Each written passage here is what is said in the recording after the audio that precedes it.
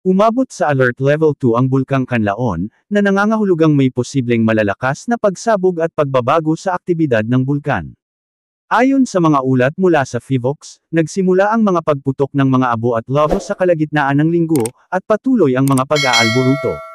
Napansin din ang mga pyroclastic flows o pagbagsak ng mainit na materyales mula sa crater, na nagdulot ng panganib sa mga komunidad sa paligid ng bulkan. Ang mga residente na nakatira sa mga bayan at munisipalidad na malapit sa Bulkang Kanlaon ay nakaranas ng epekto ng pagsabog. Kasama sa mga naapektuhan ang mga kabahayan sa mga lugar tulad ng La Carlota City, Canlaon City, at mga kalapit na barangay. Ang mga pagputok ay nagdulot ng pag-ulan ng abo na nakapagpahirap sa kalusugan at kabuhayan ng mga tao.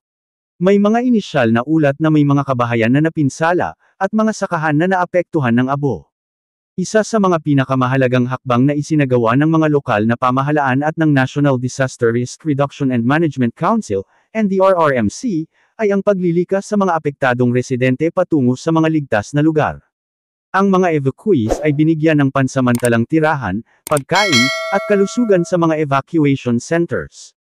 Habang ang kasalukuyang sitwasyon ay nagpapatuloy, mahalaga ang patuloy na monitoring at koordinasyon sa mga lokal na pamahalaan, mga ahensya ng gobyerno, at mga organisasyon. Ang Bulkang Kanlaon ay patuloy na nagiging hamon, ngunit sa sama-samang pagkilos, matutulungan ang mga apektadong komunidad upang makabangon mula sa epekto ng pagsabog. Sa mga susunod na linggo, inaasahan na ang mga awtoridad ay magbibigay pa ng mga updates at hakbang para sa kaligtasan ng mga tao sa mga apektadong lugar.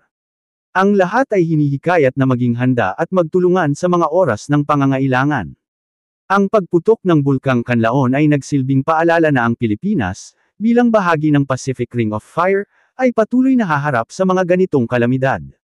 Gayunpaman, sa tulong ng tamang impormasyon at pagtutulungan ng bawat isa, malalampasan natin ang mga hamon ng kalikasan at magiging mas handa sa mga susunod na pagsubok.